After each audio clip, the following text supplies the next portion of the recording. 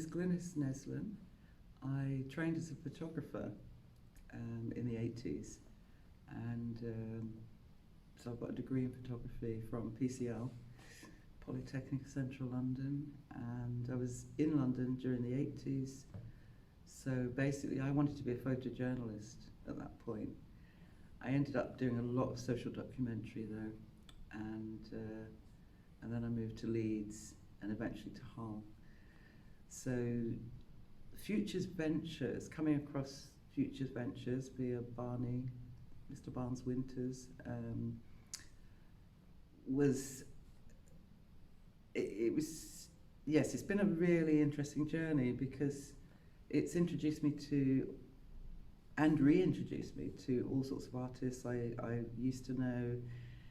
It's I suppose it's been a connection, you know, it's been one of those things that's connected artists, and not just artists from Hull, but artists from all over the country, from Bristol, Manchester, Leeds, Sheffield, and it feels like you're part of this sort of movement that's all, and also because of the artists involved, especially from the Bristol connection, there's also this political sense of fighting for social justice, climate justice, and which ties in also because I'm also a member of Friends of the Earth in Hull, and because it was the only green organisation around that's national, but it actually is very interesting, and they have artists on board now as well, especially in Hull. Actually, there's Paul Collison, who's one of the artists involved in Friends of the Earth. But for me, it's mainly being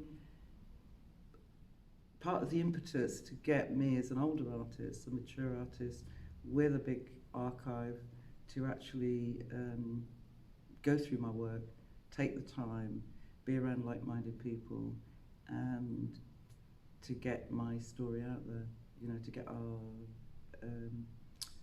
legacies heard out there for the younger generation.